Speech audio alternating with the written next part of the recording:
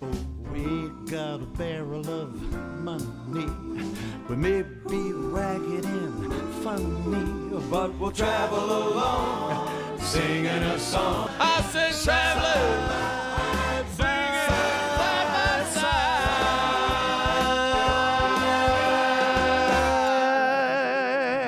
side by side. Let's go to Las Vegas.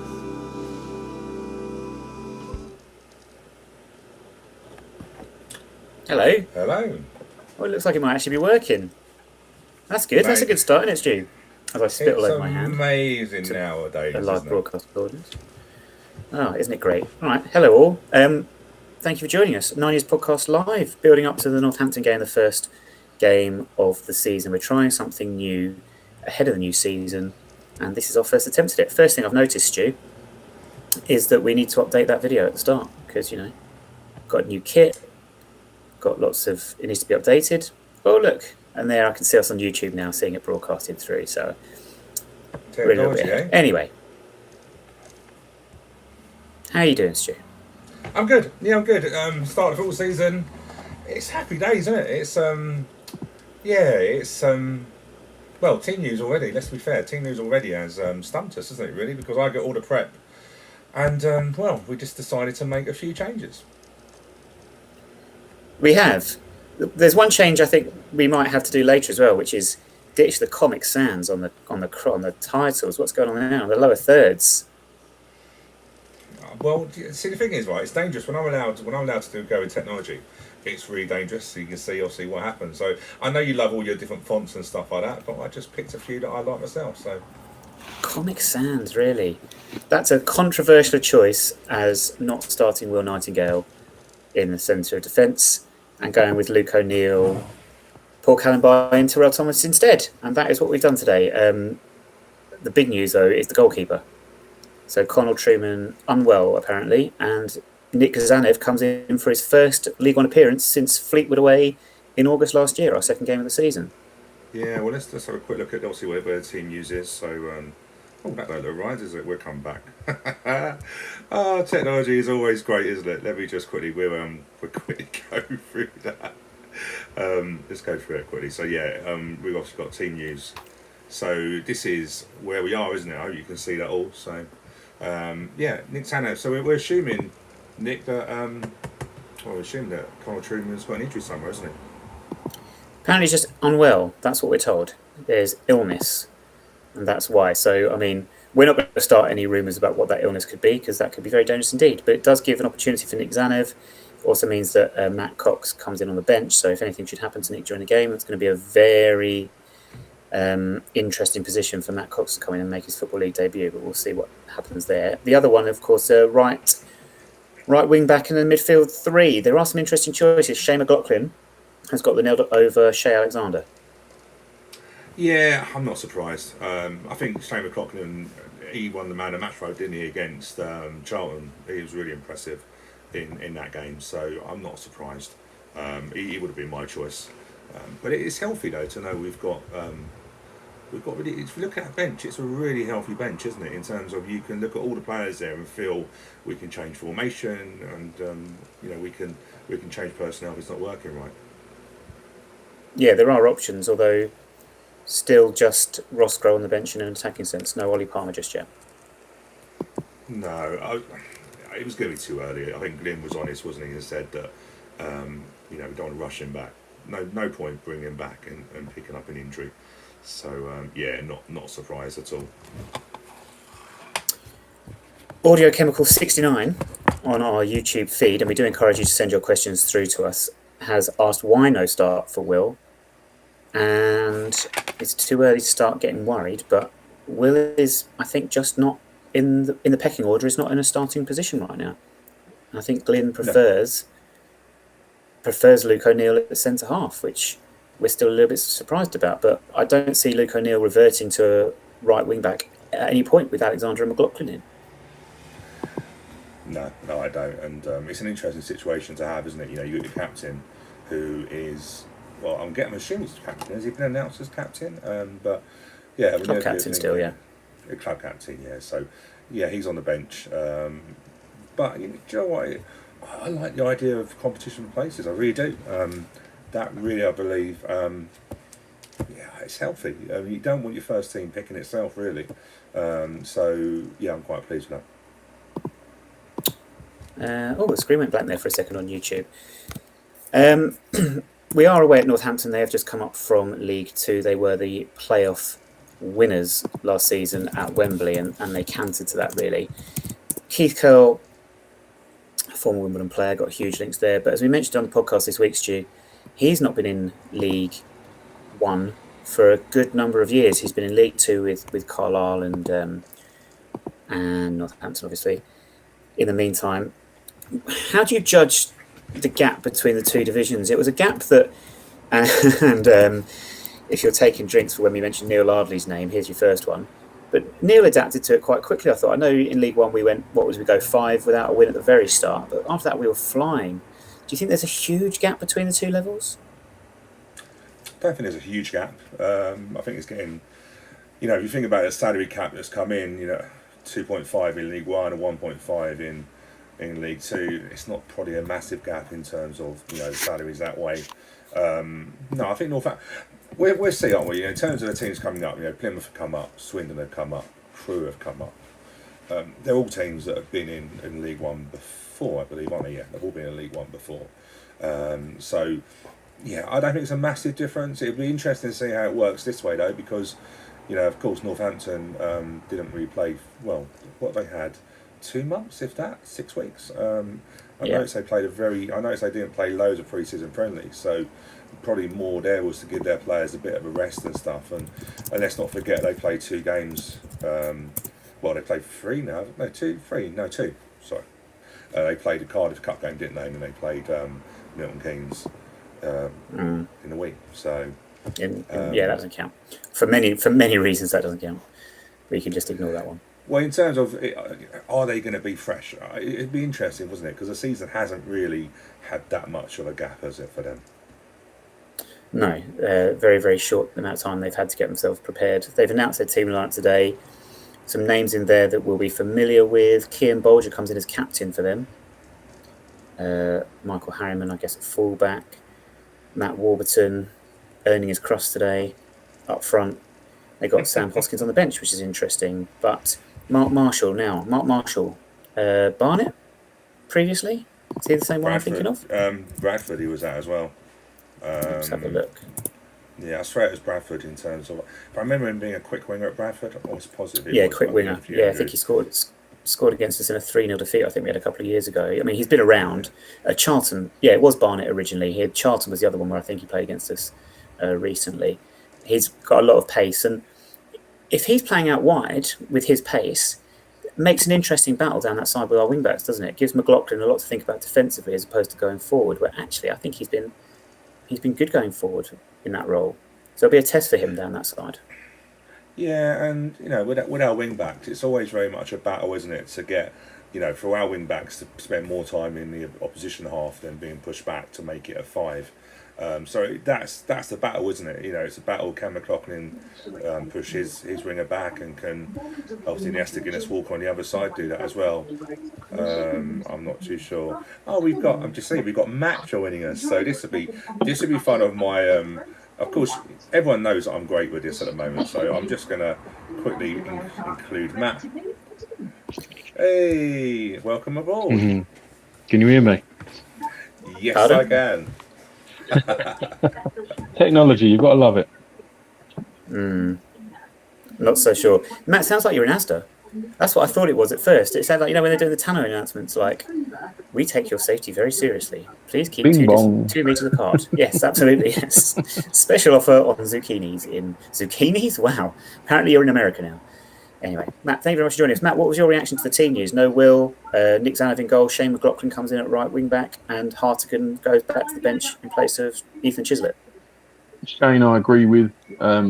They kept the keeper thing very quiet, obviously. So I'm assuming that's an injury. I quite like that Chislett's in. I thought they were going to leave Will because that's the way they started last week. I don't quite know how I feel about that one yet, but other than that, I think it's a fairly strong team. But I think the way Northampton play, I think it's a team set up to do a certain job. You're expecting a bit. We were just talking about Mark Marshall and sort of width and wide areas, but are you expecting a bit of an aerial bombardment from them today? I think so. Yeah, I think I'm expecting a bit of a sort of get it forward as fast as possible, and then play in the final third. I think that's the way they do it, and they do it very, very well. If you looked at their highlights at Cardiff, they can get the ball down and play as well. So it's going to be a difficult one. Audio Chemical 69 has pointed out that Stuart's not yet mentioned Lyle Taylor. We've mentioned Neil Ardley, not Lyle Taylor, but Stu did have a reference to Lyle on his lower third, on his little name graphic there, about retiring the 33 shirt because Stu just can't let it go. Also a big fan of Frozen 2. Zach Thompson asks, who gets first Wimbledon goal of the season? One of the forwards or surprise from another player? Matt, do you think we're going to score today? Because I'm looking at it, I'm thinking, in my head when I see the lineup, I think it's going to be a real tight, close game. I think it could be goalless, but if we are going to score a goal, who do you think is most likely to get it? Longman. Longman? I think he looks lively, especially in the box. I think that if you look at how he scored, well, it came off about 8 different people, but he's just got that ability to be where the ball drops. So I think it could be him. I'll go for him, or as a secondary, I'll go for Chislett. Oh, left field shout, even though he plays in the centre. See what I did there? Stu, who do you reckon? Who would you fancy to get goals for us today, aside from the obvious who'd be hoping Joe Pigott? Yeah, do you know what? I think we've looked decent on set pieces so far this season, which obviously we've done a lot of work on, and we should do, because we've got some great delivery, and we've got people that can attack the box. So it wouldn't surprise me. We need to get, if we're going to do, saying we're going to do well, for us, well is probably what mid-table, isn't it? But I think, if we're going to do well, we've got to weigh in with goals from the other positions. Again, it's that the midfield three is interesting, isn't it? Because we were saying on the podcast that if you look at the three are the same: Callum Riley, Alex Woodyard, and Ethan Chislett. But if you looked at it, Callum Riley was the one that got furthest forward. So you have to wonder who's going to do what. Chislett is an attacking player, but I really like the midfield three. I really do. And when you think of what we've got to come in as well, that's where the old engine room is going to be great for us. I don't think we've had that many threats from that before. Robert Boyce has asked, could Osu be off to another club? He's not in the squad, and we signed. We've got a new signing, haven't we? Dan, I'm going to say how he pronounced it on his interview video, Tshoka. So Hungarian left-sided centre half. We think maybe not playing in the same position as Paul Osu, but yeah, I must admit it's a great shout, Robert, because I have not seen Osu's name mentioned. Rob is always on the search for a story, isn't he? Always on the search. To be fair, it threw me just having Zanev in goal that I didn't even bother looking at everything else. I was like, have I got a graphic for him? I was like, oh my days. Do you know what I mean? Like, that was crazy. That was left field, wasn't it? But yeah, it's interesting. Bearing in mind he's been involved all. See, he was he on the bench last week at Oxford? I believe. I think he was. So yeah, I'll double check. I think he was. So yeah, it's probably a good shout. We knew that QPR were interested in him and stuff like that, but Joel, I wouldn't be overly bothered if I'm being truthful. I know it sounds harsh, but I think Nesta Guinness-Walken can do a job, and yeah, I'm not overly fast. You know, if someone comes in for our players and we can get money for them, who's going to turn it down in this environment? Matt, what are your thoughts on the Osu Nesta debate, and who would you choose out of the two of them? And if Osu is to be disappearing somewhere, who could give Nesta competition for that position? I have to admit, I like both. I think Nesta is he's still a bit raw, but then so is Osu. But the boy's got such pace. I think if he is off somewhere, then I would be demanding I hope we would be demanding a very decent fee for him. Probably don't know how old he is, but knowing us, we'll end up at some sort of tribunal. But I think I think that they're good for each other. I think they push each other. So I think leaving one of them out, I don't know whether that would have a detrimental effect on the other, because I don't think there's anyone else. Is there anyone else really that would suit that role? You probably end up trying to find Will trying to turn himself into a left winger. Well, I must admit, I'm looking through the names. I'm thinking. Yeah, so I just say, I think Terrell Thomas has played. And I think, am I right in that? Thinking when we've done subs before, I think Terrell's gone. Not that we want to be moving centre halves out to left. I was going to say, left wing back. Do you know what I mean? But yeah, it does. Do you know what? It got me thinking now. I don't like this first game of the season. Now I'm thinking about who we're going to get rid of. Cheers, Rob. Yeah, we're already cutting members of the squad as opposed to trying to add more. Although we have brought in 8 players, and then the news this morning about Tashoka, as I'm going to continue to say, and no doubt, Matt, one day. Costed, didn't I? Oops. I'm not sure who you called him, Stu, but you could do with maybe a Costa or a Starbucks or something like that. Well, Matt, I'm probably going to one day get it wrong and say Tatanka. Yeah, as long as you do it with the theme music. I'll be so great. You can do the Native American song, because I don't think my voice can reach to those high pitched notes. Matt, Stu and I were previewing the season on the podcast this week, but what are your thoughts? How do you think we're going to go this year in League One? Are you confident? Do you think there are 4 teams that will finish below us in the table? I think it's tight. I think the start is massively important. We can't start like we did last time or last season. I think if you break it up, I think there are clubs that are potentially still in trouble financially. I don't really want to rely on that, to be honest. I'd rather it happen the old-fashioned way. I just hope we can actually complete the season, and I think we can and will stay up. I think there are teams that will struggle, especially with the new rules and the new FFP rules. I don't think teams will gel as quick, but I just hope we look a bit more. We already, even after the one game, we look a bit more of a sort of dogged defensive unit, which is exactly what we needed to be last season. So I think we do well. What about today's game? How do you view Northampton? Difficult test always. I'm very much give it 10 games and then see whereabouts you are after things are bedded in. So it's what they call a free hit. I think it's going to be tight, as you say. I think maybe even one goal could nick it. Stu, you said 2-1 to us on the podcast this week. Has your opinion changed since the lineups have been announced? No, not really. Obviously, Zanav goal is I don't know if it impacts us massively. He's not a bad goalkeeper. Of course, Connell Truman would be expected to be of a higher standard because of where he's coming from. But no, I'm not overly worried. It's again the same thing again. No crowd. I don't believe there's going to be any music or sound effects sort of in the stadium. And I think they did say there was they did say there's a massive difference, didn't they? They did say at QBR it did make just having some crowd there. It made a little bit of difference to them, but. Hey, look, none of us know how it's going to go. I think it's going to be a very interesting start to the season. But I just think Northampton getting promoted and then having no fans at their first home game is just a little bit of a mind challenge. I'll use that word. So yeah. It's like Liverpool and Leeds winning championships after such a long absence and no one there to see it, and then they're playing each other today, I believe.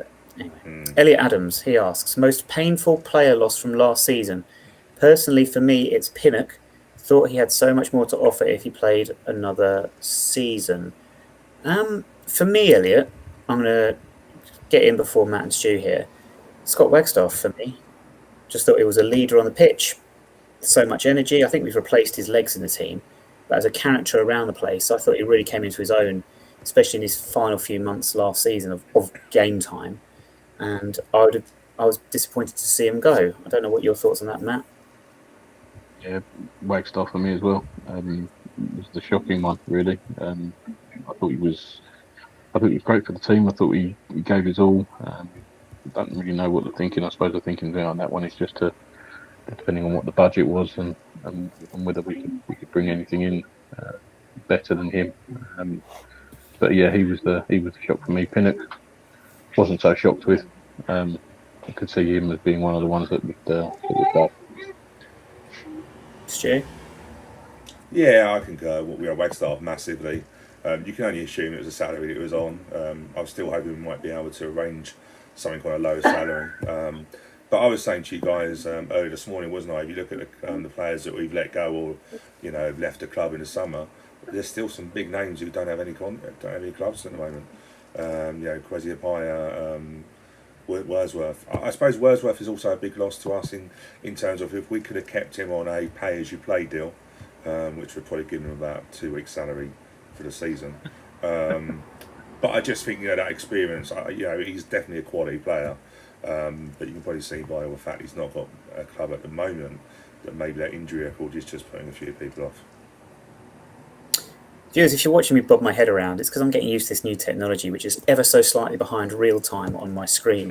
So it's very frustrating to see myself moving, but then not seeing it replicated on screen. It's very disconcerting. Anyway, David Knight says, I'd be gutted if we sold Osu now. He had a lot more to offer. And Mark Hendricks there, Stu, agreeing with your thoughts on Wagstaff. Paul Osu is still very, very young, got a lot of raw talent. I agree, David. I think we could do with. I don't think he needs to be going anywhere above League One, certainly for the time being. But Rob Boyce again says, I'd heard a rumour someone has come in for a bid, and that's why Chishoka has come in. We shall see. Only time will tell on that one, Rob. He says, cheers, lads. Enjoy the preview show. Thank you very much, Rob. We're coming to the end of it, actually. We'll just have a... breaking news, Stu, that the BBC website, which I've just got onto, the BBC Sport website, of which you are the face of, today has a lovely picture of Lyle Taylor on its front page as it builds up to the start of the EFL season, as he looks to start with Forest, who are away at, of all places, can you believe it, Stu? He's at Loftus Road. I know, he's gone back home, hasn't he? He can't keep away, can he? And that's where he will kick off his championship career. Championship season this year. Matt, around League One, we picked out some fixtures the other day. Any clubs you're particularly interested in seeing how they progress this season, apart from us? And I assume some other team, but we won't talk about it. No, we don't talk about them. Actually, I completely ignore their actual existence. That's the way I deal with it. So, I've not really, to be honest, I've been quite focused on us. I've not really looked at any of the other pictures. I don't know whether that's because of the COVID stuff, and I've just been focusing on us for that reason. But I think with the stadium and everything else, I've not really looked at anyone else or what anyone else is doing. I'm not really fast. I just wanted to make sure that we'll be fine and we'll carry on, and I'm just hoping that when Plough Lane is open and we're able to play in it, that the fans are able to get in there as well, because that would be heartbreaking to have the team return there after all this time, and all these people that have waited for so long to get back would be left out watching it from afar again. It almost feels heartbreaking, and it hasn't even happened yet. Yeah, did you see that picture this morning as well? Proverbials. That picture this morning as well. Well, there was one that I don't know. Some person put a picture of the West End with a lovely blue sky above it. It was proper. It was like what dreams are made of. But I actually thought the problem is we're not going to get there till November. And what's the betting? It's going to be a miserable, horrible day, wet, horrible, cold. We can't go inside. We've got to sit out there with our. I suppose it's a good way. We can flog the old jackets and scarves, can't we? Because no one's going to be allowed inside the ground. So heated water bottles or stuff like that. There's a market for it, isn't there? What's a heated water bottle? I don't know. I was thinking about a heated seat, but then realised we haven't got enough money for that. So I tried to adapt. A heated water bottle. I don't think I've ever heard of one of them before. No, but a hot water bottle. That's the one that gets heated, doesn't it? Oh dear. But okay. Anyway, let's just a few final comments because kickoff is rapidly approaching. I know a number of you will be watching this on iFollow this afternoon. I know Stu and Matt, you will be. Elliot Adams says, I don't think that Waggy and Wordsworth were painful losses for leadership aspect and class. I think Mitch could have shined given another year as he started to pick up and could have improved. Yeah, absolutely. He was very young. He could have done so, but he's off to Kilmarnock now. So good luck trying to conversations between him and Scottish people. They won't be able to understand a word each other says. Mark Hendrick said, wait 10 or so games into the season before focusing on other teams. Very true, Matt. Richard Chin asks, when was the Chishoka deal decision done? Well, he was on trial with us at the QPR friendly, and he played in that one. So I assume there were rumblings then, and it may have just taken a little while to get a contract negotiation sorted or something. There could be many different things. Don't know what the situation with Wolves was exactly, so don't know. And yes, Mark, thermos flask, yes, that is something else. That might be a heated water bottle, but of course, Mark, you know that I got a thermos flask the other day. Actually, I was walking down the road and somebody stopped me and they said, "What's that?" I said, "It's a flask." They said, "What's that do?" I said, "It keeps your hot things hot and your cold things cold." He said, "What have you got it in?" I said, 2 cups of coffee with chalk ice. Love that joke. Got it, had to get it out very, very quickly. Finally, very, very quick predictions then. Stu, score prediction today? 2-1 and a centre half will open the scoring. Okay, Matt. 1-0. Us. I'm going to say 0-0. Updates will be on @9wires podcast on Twitter. Thank you very much for joining us. Enjoy the game this afternoon, and we will speak to you again very shortly. Thank you, Stu, and thank you, Sam, for joining me. Thank you. No worries.